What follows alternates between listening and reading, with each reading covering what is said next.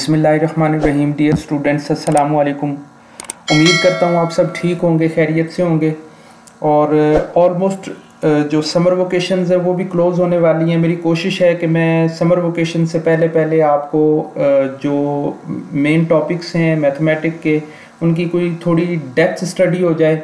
अच्छा, इसी से रिलेटेड मैंने 2-3 वीडियोस बनाई हैं। मुझे उम्मीद है कि आप सबको ये वीडियोस पसंद आई होंगी। इस वक्त जो इंटरफेस आप मेरे सामने देख पा रहे हैं, ये चैप्टर नंबर 1 के कुछ 2-3 पॉइंट है जो हमने क्लियर करने हैं। अब इनमें नंबर सिस्टम है, बेसिकली इसे समझना बहुत ज़रूरी है क्योंकि इसी बुक के अंदर हमारे पास सेट का कंसेप्ट भी आएगा और फैक्टराइजेशन के कंसेप्ट भी आएंगे। जब तक हमें प्राइम फैक्टर पता नहीं चलेंगे, कंपोजिट के बारे में इल्म मालूमात नहीं होंगी, तब तक हम मज़ीद चीज़ों को लेके आगे नहीं चल पाएंगे। पहला टॉपिक जो हम क्लियर करने लगे वो होल नंबर है।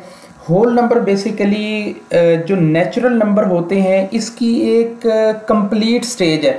मान लें कि नेचुरल नंबर ये होते हैं कि जैसे हम अपनी बुक के पेजेस को काउंट कर रहे होते हैं 1 2 3 4, जिस तरह से हम अपने पैसे काउंट कर रहे होते हैं 100 200 400 500, जिस तरह से हम अपने स्कूल जाने के लिए इवन के डिस्टेंस को काउंट कर रहे होते हैं।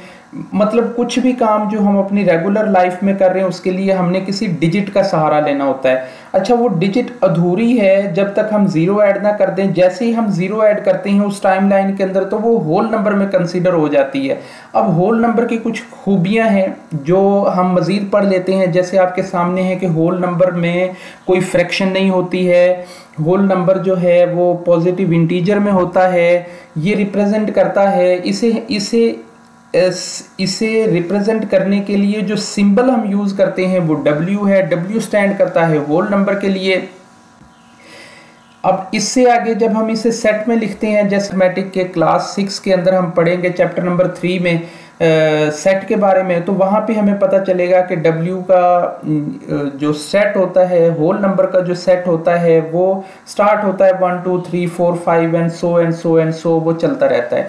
अच्छा, इसमें हम जो ज़ीरो स्टार्ट में लगा देते हैं, ज़ीरो की कोई वैल्यू नहीं है, ज़ीरो किसी चीज़ को रिप्रेजेंट नहीं कर रहा होता है, इससे इसकी कोई वैल्यू नहीं है।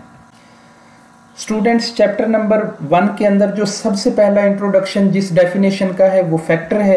अच्छा, फैक्टर से मतलब है ये एक ऐसा इंटीजर या कोई डिजिट होती है जो एग्जैक्टली डिवाइड कर देती है किसी भी होल नंबर को और उसका जो रिमाइंडर है वो ज़ीरो रह जाए। किसी भी एक डिजिट को जब हम पूरा तकसीम कर देंगे और उसके नीचे आंसर उसका ज़ीरो रिमाइंडर रह जाएगा तो वो फैक्टर कहलाएगा। ऐसा डिजिट जो पूरा तकसीम हो जाए, पूरा डिवाइड हो जाए और उसका रिमाइंडर ज़ीरो बच जाए, वो फैक्टर कहलाएंगे। अच्छा, नेक्स्ट हम आते हैं इवन और ऑड नंबर की जानिब। इवन और ऑड नंबर बेसिकली दो ग्रुप हैं होल नंबर के। इनको समझना इंतहाई आसान है, बस थोड़ी सी उलझन होती है कि हमें ये तो पता होता है कि 2 पे कौन सा तकसीम हो रहा है, 2 पे कौन सा तकसीम नहीं हो रहा है, लेकिन हमें ये कन्फ्यूजन रहती है कि वो जो 2 पे तकसीम होने वाला डिजिट है वो इवन है या ऑड है। अच्छा, वो भी मैं आपको थोड़ा सा क्लियर कर दूंगा कि कौन सा है जिसे हम अच्छे तरीके से अपने ज़हन में रख लेंगे। इवन नंबर वो होते हैं जो 2 पे तकसीम हो जाते हैं और उनका रिजल्ट ज़ीरो रहता है। ऑड नंबर वो होते हैं जो 2 पे तकसीम नहीं होते, पूरा तकसीम नहीं होते और किसी ना किसी सूरत में उनका रिमाइंडर 1 बच रहा होता है। अब हम इनकी थोड़ा सा वो डायग्राम की तरफ देख लेते हैं।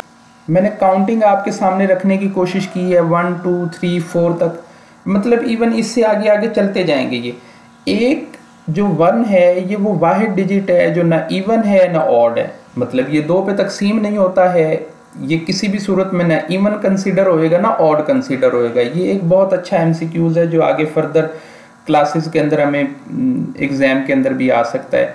अब 2 है, ये एक इवन नंबर है क्योंकि 2 पे पूरा ये खुद ही तकसीम हो जाता है। 3 है, ये इवन नंबर नहीं है क्योंकि 2 पे जब हम इसे डिवाइड करते हैं तो एक रिमाइंडर रह जाता है। इसके बाद 4 है, 4 is a even number because ये 2 पे पूरा तकसीम हो जाएगा और इसका जो रिमाइंडर है वो 0 है। इसके बाद अगली जो डिजिट है 5 मतलब इवन नंबर नहीं है क्योंकि जब हम इसे 2 पे डिवाइड करेंगे तो एक रिमाइंडर इसका रह जाएगा, तो ये ऑड नंबर है। मुख्तसर ये है कि ऐसे तमाम होल नंबर जो 2 पे डिवाइड होते हैं इवन कहलाएंगे, और ऐसे तमाम होल नंबर जो 2 पे तकसीम नहीं होते हैं, 2 पे डिवाइड नहीं होते और उनका रिमाइंडर बाकी रह जाता है, वो ऑड नंबर कहलाएंगे। अच्छा, अब नेक्स्ट टॉपिक की तरफ चलते हैं। तो नेक्स्ट हमारे सामने प्राइम नंबर्स हैं। अच्छा, पूरा ये चैप्टर जिस चीज़ के ऊपर बेस करता है, जिस डेफिनेशन के ऊपर बेस करता है, जिसको हम पढ़ना और पढ़ाने की कोशिश करना चाह रहे हैं, वो सारे प्राइम नंबर्स हैं।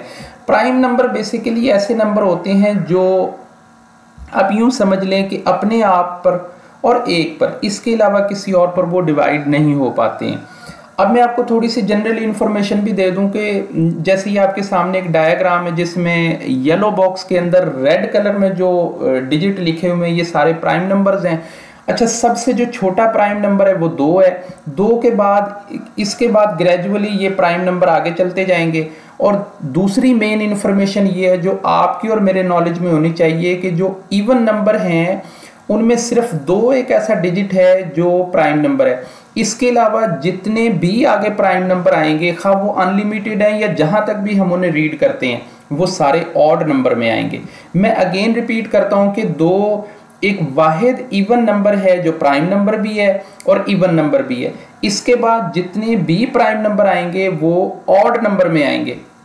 ये आप चेक कर रहे हैं। इनका बेसिक मैं डेफिनेशन भी आपको पढ़ देता हूं। The numbers which have only 2 factors के, यानी ऐसे तमाम नंबर, ऐसे तमाम एदाद जिनके फैक्टर सिर्फ 2 होते हैं, एक तो वो खुद होते हैं और दूसरा 1 होता है, is called prime numbers. Students, next हम इसी प्राइम नंबर की दूसरी साइड को देखते हैं तो हमें कंपोजिट नंबर्स नजर आते हैं। कंपोजिट नंबर बेसिकली ऐसे नंबर होते हैं जो 1 पे भी डिवाइड होते हैं, अपने आप पे भी डिवाइड होते हैं और उसके बाद किसी और फैक्टर पे भी जाते हैं, मतलब किसी और डिजिट पे, किसी और अदद के ऊपर भी वो तकसीम हो रहे होते हैं। जैसे 4 है, 4 1 पे भी जाएगा, 4 पे भी जाएगा और 2 पे भी जाएगा। इसी तरह से 6 है, हम 6 की एग्जांपल लेते हैं तो 6 1 पे भी डिवाइड होएगा, इटसेल्फ 6 पे भी डिवाइड होएगा, 2 पे भी डिवाइड होएगा, 3 पे भी डिवाइड होएगा। तो आप ये बड़ी आसानी के साथ ये समझ सकते हैं कि कंपोजिट नंबर ऐसे नंबर होते हैं जो पॉजिटिव इंटीजर होने के साथ साथ अपने आप और एक के अलावा और किसी डिजिट के ऊपर भी फैक्टर हो जाएं, तकसीम हो जाएं। मुझे उम्मीद है कि इंशाल्लाह अब हमारा एक टॉपिक क्लियर हो गया। उसके बाद नेक्स्ट हमारा जो अगला टॉपिक है वो हमारा स्क्वायर्स है, स्क्वायर रूट है और क्यूब रूट्स का है। तो इंशाल्लाह नेक्स्ट जो वीडियोस मेरी होएंगी वो स्क्वायर रूट्स और क्यूब रूट के ऊपर होएंगी और उसके बाद इंशाल्लाह हम रेगुलर अपनी जो 2-3 एक्सरसाइजेज हैं वो शुरू कर लेंगे। मेरी पूरी कोशिश होगी कि मैं आपको जितना बेहतर से बेहतर तरीके से हो सके और डिलीवर करने की कोशिश करूं और हम उसे अच्छे तरीके से